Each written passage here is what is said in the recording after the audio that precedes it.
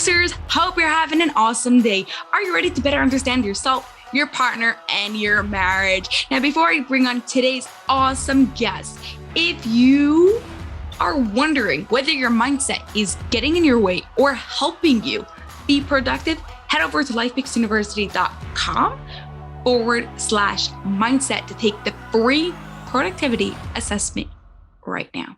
Now, on for today's guest, we have a couple who's gone through a lot. They lost a child and have been helping people ever since process grief. So thank you so much, Kim and Larry, for being here. I'm excited to be talking to you. You want to start by telling us how you guys met? Okay. And thank you, by the way, for having us on. Do you want to tell the story? No, you could. Okay. Well, we knew each other in high school, but we didn't really talk to each other. I was a little bit loud and he was a little bit quiet. So I think I scared him. So, he kind of avoided me. So then he got married young. I got married young. And then we both ended up getting divorced. And I worked at our church, and the pastor actually said, hey, I hear Larry Peacock's getting a divorce. You need to call him. So I did. I don't know if that's a good thing. That was a good thing for us, for sure. And so I called him and we went on a date. We ended up dating for a bit, breaking up and then dating again. And we got married shortly after that. One thing I would add is that when we were married before, we were both married for 2 years. She got married when she was 18. I got married when I was 19. And we were both married for 2 years. And we both had a daughter each during those previous marriages. Good addition. Yeah. So when we got married, we had a 2 and a 3-year-old. Oh, okay. Right away. So we've had kids right from the get-go. And we have had a blended family, all kinds of crazy stuff after that. Yeah, like what sort of stuff? You want to tell about well, we like to say hers, mine, ours, Russia's, and the systems. So her daughter, my daughter, we had a daughter together, and then we adopted a boy from Russia when he was 4.5. He's 28 now. And then my aunt's great grandkids, which are technically my second cousins, we adopted those 2 boys when they were 4 and 6 years old. Mm-hmm. They're 24 and 22 now. And then we also had a foster daughter for 2.5 years who we still keep in contact with. But we were going to adopt her, but she went back with her family. Yeah, family. And so anyway, that's. Oh, wow. Yeah. Nice and fun there. Yeah. How long have you been married for? 37 years. 37 years. Wow. Okay. Now, what do you think is the biggest difference from when you got married until now, 37 years later? It's a while. Good question. The biggest difference? No, yeah, the biggest difference. Oh, I don't know. We've been through a lot, and our oldest daughter, she passed away and in an accident. And of course, anytime anybody goes through hardships together, they either go away or get closer. And obviously we got closer. And we've just learned to trust each other more and gotten closer and been through a lot of history together. So it's way better today than it's ever been. And I would say too, that we've learned to respect each other's differences, that we don't have to think the same. I mean, we're 2 completely different people, but our differences complement one another. But I think in the early years, we expected each other to think. I expected him to think like me, as number one, a woman who thinks differently. And number 2, which that's a whole nother episode right there. And then number 2, that I have a different personality type than he does. And I think he expected the same out of me, but where over the years, through just struggles through life, we've learned to allow our differences to complement one another instead of cause division. Wow. So what would you say is one example of a difference that really complements each other? With kids, for example, she's way nicer, way more nurturing than I am. I'm sort of the disciplinary, and I'm very strict. And so with the kids, her niceness would complement my meanness. It wasn't meanness. Not meanness. Sure, maybe. Yeah. Yes, yeah. And so anyway, we kind of had a well-rounded, we kind of complete each other. We don't compete with each other. We complete each other. That's good. But maybe originally we thought we were kind of competing with each other, like I thought her style was no good to do certain things, and vice versa, I think. Yeah. But now we know that we need each other. Yeah. Because I don't have what she has. Yeah, that's a great example. My softness or whatever would, if it were only me, the kids would have ran right over me and it would have been chaos. And so, but with his sternness, it may have been, all like fun, no fun, or no fun's not the right way, but it would have been a little bit more serious and not as, free flowing. And I think because of both of us coming together in that and realizing that it wasn't good for me to have it all my way, and it wasn't good for him to have it all his way. Then that in that way, especially in parenting, we've learned to really appreciate our differences. Yeah, no extremes are too good. So when you could take the best of both, then you create a nice balance. Yeah. Yeah. One other thing I would add too, not just with parenting, but with friends or with our parents, we always, even if we were in a massive fight over a thing, the kids didn't know it because we always made kind of a pact to be undivided. So there was nobody that could divide us. No friends could divide us. We seemed like we were united at all times, even if we were the furthest thing from that. Even if we disagreed privately, we would go to each other privately for the most part and work that out. And because I think that is super important, especially with the kids and with other family members and stuff. Mm-hmm. Yeah. So there's no like taking sides and pulling each other, and then she's your sister or he's your dad or whatever, and then thinks the other one is wrong. And then even after you make up, they still have those bad feelings that you are way over with, but because they don't part of the whole thing. Yeah. Yeah. Exactly. Okay. So take us back to your daughter. What was her name? Nicole. So how did that happen? What was going on? What was your relationship like at that point, and what changed after?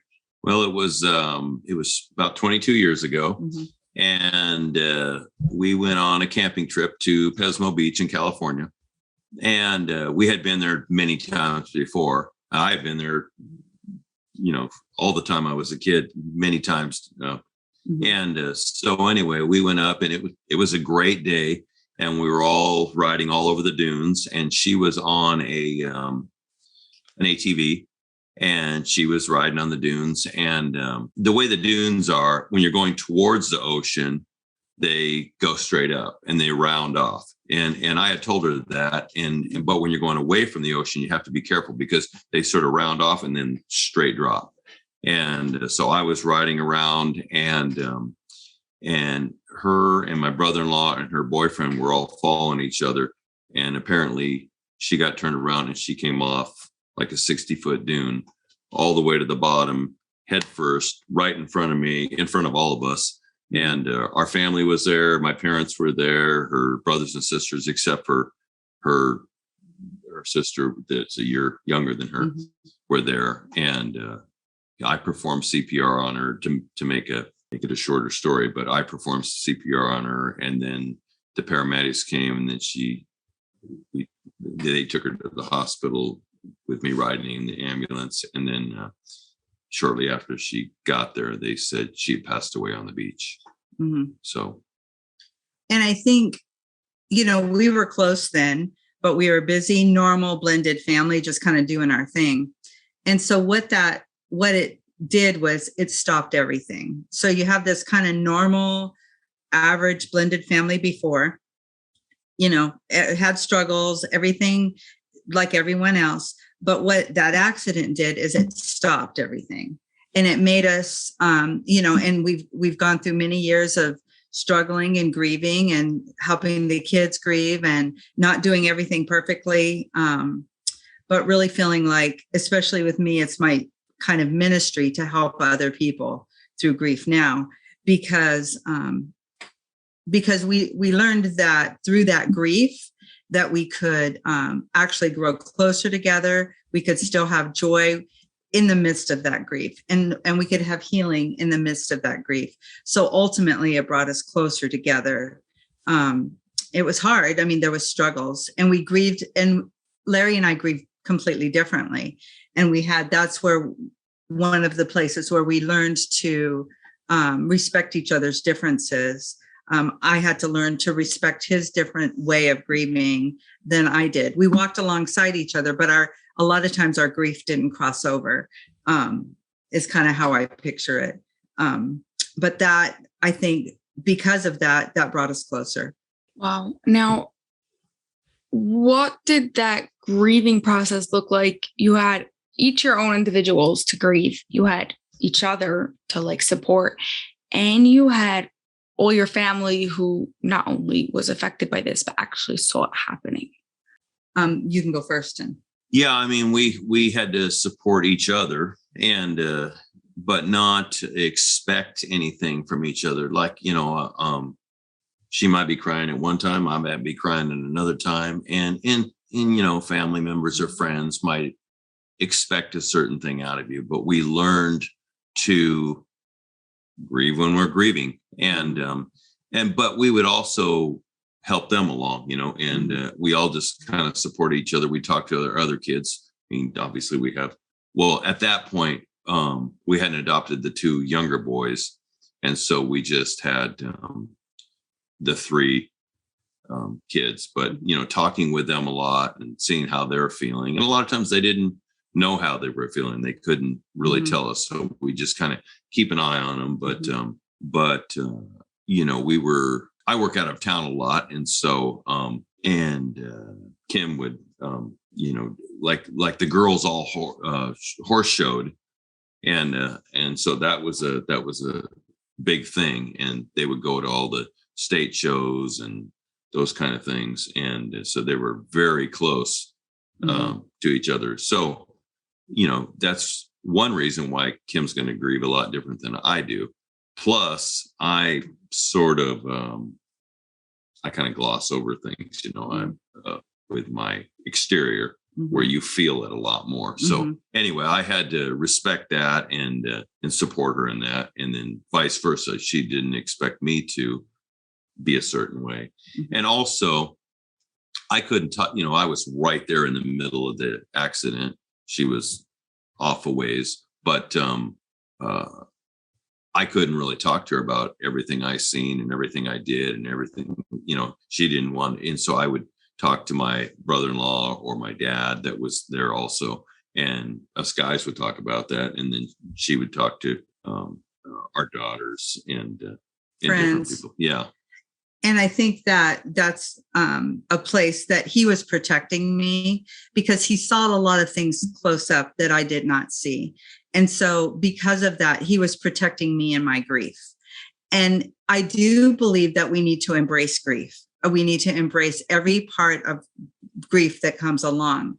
But I also believe that us helping each other, like him looking out for me and me looking out for him, and then in turn, us watching out for our kids, those things actually helped us to grieve. Because sometimes if you hold all that stuff in, it just becomes stagnant. But when you help other people, it becomes like a river and flows through and kind of cleans your soul. And we have a strong faith in God. And so God really carried us through that. And I think him just helping us to have the power to, and the strength even to be there for our kids, to be able to be outward focused. For me, that was an important part of my healing. Because if I was outward focused to the kids or to him, and I think in turn for him to watch out for me, I didn't become stagnant in it, and I was able to heal more, if that makes sense. Yeah. letting the emotions go through and doing something with that grief instead of it just like being bottled up. Exactly. With your work that you do now, helping grieving people is like an extension of that, I'm going to guess. Yes, it is. And even now, I still find healing as I walk with other, especially moms that have lost kids. It's just part of kind of my mantra for life, to be able to help other people as they walk through their grief, especially moms that have lost kids, because I feel like I was able to, not because I'm strong or because honestly, I'm wimpy, but I feel like God gave me the strength, and I want to show other people that they can make it through that pain. Yeah. It's honestly, I think the hardest thing that could happen to that person, because like all their challenges, like come, go, you expect, you don't, but that's like not something that is part of natural human cycles of how things work. Obviously, it doesn't feel, exactly. It doesn't feel natural. It's not natural. Yeah. So what would you tell someone who maybe gone through some sort of similar thing like you? I think I would tell someone that they will make it, even in the darkest places. There's times that you feel like you are not going to survive, but that if you just, for us, trusting God was a big part of that. And then we always say, just do the next right thing. And for us, sometimes, for me, especially, that was just getting out of bed. So just know that you're going to make it and do the next thing that's in front of you. For me, that was a huge thing. Do you have anything to add to that? No, not really. I mean, I think that's pretty much it. You just got to do what's in front of you and help other people. Whatever's given to you that day to do, just do it and know that you'll make it. One thing I remember that, after it happened, you're thinking, how can I even go on? How can the world go on? It seems like, because your world has kind of ended. So how can the world continue to go on? And at that time, I could never picture myself 22 years past it, actually, with joy and having a good life in spite of it all. And it's part of our history and part of what gives us a good relationship. But, I wouldn't choose to go through that. That's for sure. No, I wouldn't. I completely agree. I think that, like you said, when it first happened, we just thought life is going to stop. I remember being surprised that the sun came up the next day. How can this be happening? How can other people be going to the store and doing all these things? And like Larry said, I could not ever picture moving past that. And I couldn't even imagine later on adopting 2 more boys, having a full life. Grief is still part of us, and we miss Nicole. Every day I think of her. Every single day I think of her. And it's kind of a part of me, but it's kind of a good part of me, because I grieve because I loved her. I grieve because I miss her. And she is still a huge part of our lives. But to understand that grief and joy and hope and all of that, it can coexist. That's something I could have never imagined before. That it is a surprise. Sometimes it even surprises me still. Wow. Now, do you find yourself living life differently afterwards, besides for the fact that you're constantly grieving and you became closer, but like more scary and like more like scared and wary of things because of like something dangerous, like not going ATVing again, or just things like that? Yeah, we do. And I get to give props to Kim, because me and the 3 boys, even after that, we all race motocross, and we all crash, and I've been knocked out a couple times and things like that. And she, this isn't the right word, but she allowed us to do that in spite of all that. So, I mean, that's really, like I said, I give props to her for that. But when each one, because she was our oldest and she passed away when she was 17. So when each kid got to 17, we kind of held our breath, and, not that it's going to happen to them when they're 17. And we know that at any time, and that was our first experience with death. My grandpa was basically scheduled to die. He was 80 something years old and he was terminal. And we thought, okay, he's going to be the first one to die in our family. We never dreamed it'd be our 17-year-old daughter. Mm-hmm. And, we didn't, obviously we couldn't say goodbye or anything. So after that, life definitely changes, and you have to really fight not only not to do the shoulda, woulda, couldas. That's what I call them, where you say, oh, I should have did this. We shouldn't have went there. We shouldn't do that in the future or anything like that. And there's definitely things, we don't ride ATVs, but we do ride motorcycles. We still drive cars and things like that. So you do make changes, but you also have to be free to continue to live. It is really easy to let fear take over. It is even still, it's a battle. Each one, like when Larry said, each time one of our kids would turn 17, we'd hold our breath. But also when each one of them got a driver's license, because Nicole was the only one who drove. And so when each one of them got a driver's license, it was so hard not to completely have a panic attack every time they went out, every time that they did anything. And bless their hearts, they were really good with calling before they could text, calling and, okay, Mom, we're here, because they were really gracious with us. And so you do have to fight fear. And that's with anything that anytime anything bad happens to you, you have to fight fear. Another way that for me, my life is different is I really feel like I have to embrace every moment. And it's kind of the opposite of fear. It's kind of like me pushing back on fear is if I embrace every moment and I realize that this moment may be the last time I see that person. And so you want to make sure that you're being present every moment and take every opportunity to spend time. Like we just had our grandkids overnight last night. We're both really tired because they're four kids and they were rambunctious and they are great. They're great, wonderful little kids. But I will almost never turn down an opportunity to have them because I know how precious life is. I can't always have them. Sometimes I have to say no, but even Larry and I will, even though sometimes we're like tired, we'll go, okay, no, we need to go on a date. We need to go make this effort to protect our marriage, to go in that direction. So for me, it's made me more aware of being mindful of the present.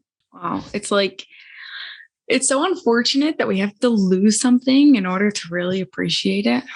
For sure. Yeah. So I'm just listening to this. Hopefully you didn't have such a situation like this and you could take your lessons from them and appreciate your lives, make the most. Do you have that thought in the back of your mind, like this might like really, I know you like have to fight the fear, but besides for being present, so like this might be the last time I'm not going to be able to do this. Yeah. For me, a lot. Mm-hmm. I think I try not to let it consume me because then I will become fearful. But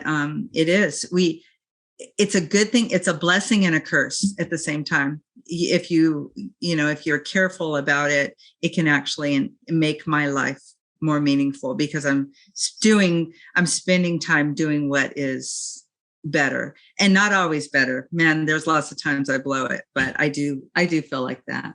Yeah. A lot of times, even though we feel different, I can be more fearful than you are. And because I work out of town, a lot of times I'll call her and we talk a lot. Yeah. And, but a lot of times I'll call her and she doesn't answer the phone for whatever reason, maybe the phone doesn't go through or something.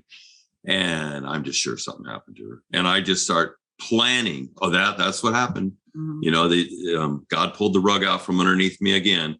And I mean, she's everything to me. She's the most important thing.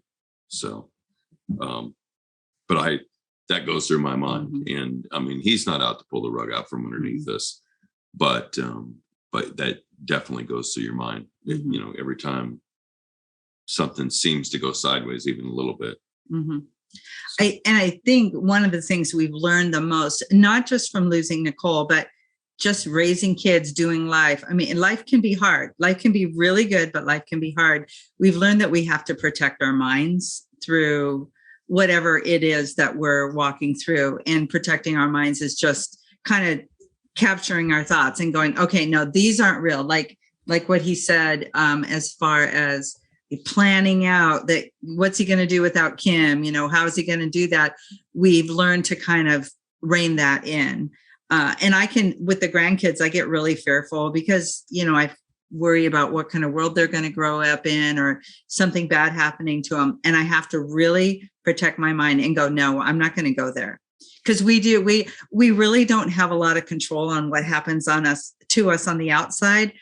Really, the only control we have is what we allow to go into our minds and what we allow ourselves to think. And then that comes out in our emotions. And I think that that's something we've really learned. Mm-hmm.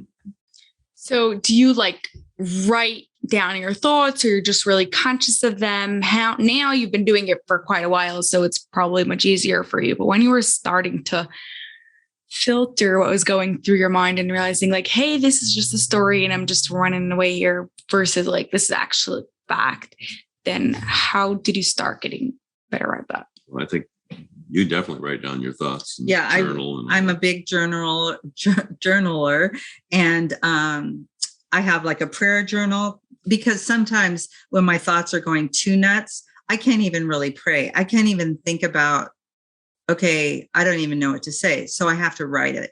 And then I have a journal about just my feelings and what's going on and what's just going on in life. And then through writing the book, it really helped me to kind of channel and refine and clarify my thoughts and feelings about death, about loss, and not just loss with Nicole, but loss in general.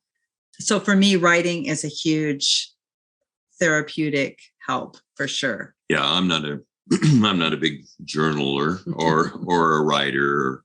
I don't write my thoughts down or anything like that. One of the things that I like to do is I go running. After work, I'll go running in the evening, and that really helps me think. I mean, once you get past the endorphins and all that, then you're not thinking about, oh, I hate running. Yeah. You're thinking about other every things. time, right? Every single time it's like that.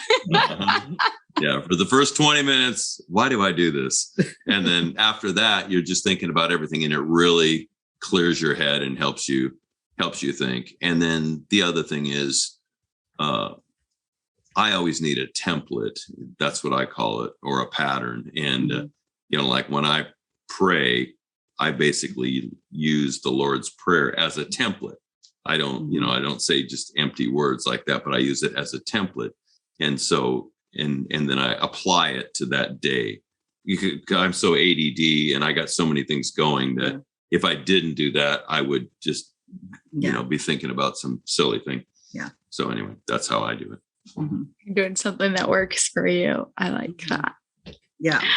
Okay, so before we get to our final question, where could LifePixers connect with you and learn more about you? I have a website. It's wildvictoriousheart.com. And my book, Victorious Heart, can be purchased anywhere books are sold. So there is a link on my website. I have a blog. I have some of my podcasts, some interviews, that kind of stuff for encouragement, whatever is going on in the world. Like grieving through the holidays, I'll be covering that kind of stuff.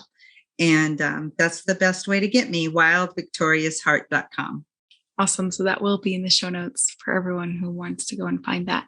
Now, final question, one that I ask everyone is, how would you describe an extraordinary relationship without using love, trust, or connection? Love, Those are trust, big words. or connection. Okay.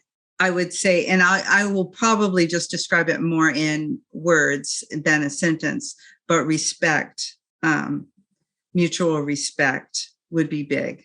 Yeah. Without that, you can't really have a relationship. Mm-hmm. Yeah, I can't think of the right word, but, I would say equality. We were just talking about this today, about how we have different things that we offer. And if one person feels like they offer everything and the other person feels like they're just the doormat for the other person. That never works, you know, and so we both know that we have, you know, especially after 37 years, we both know that we have things that we offer to the relationship or that we get from each other. And so I guess that would be. Yeah, that's good. And another one, and long suffering is kind of a weird word, but I see it as longevity, keep trying, not giving up. I know I'm not really answering it in the proper way, but it's a great answer. Okay. Just, I think of longevity, and I'm sorry, I'm going to just sidetrack. I think so many marriages end after 2 or 3 years because it gets hard, because you're starting, all the fun is kind of like, the sparkle is gone. The sparkle is wearing down at least. And so people give up. But I really would like people to know, don't give up. Don't give up. Push through those, whether you're grieving or especially in a marriage, because the best really, I know it sounds cliche, but the best really is yet to come. I would say big time, you know, I'm so glad that we didn't give up in the hard times. Yeah. So. Sorry, I didn't answer it exactly. No, you answered perfect. Your answer. I really, really like it. Yes. Thank you. Thank you so much, Larry and Kim, for being here. I know it's not easy to talk about this, and I know that you've taught us a lot, gave us a lot of hope and inspiration. So thank you. Thank you so much for having us. It's been a blessing. Yes. That's all for this episode of the LifePix University Podcast, but I have a huge favor to ask of you that will not only support the show, but will also help the people you love most. We are striving for 1 million downloads by the end of 2025, and we can't do this without your help. If you love this episode, please share it with 2 of your family and friends so they too can rewire their brains to have an extraordinary marriage. It was awesome spending time with you, and I'll see you on the next episode.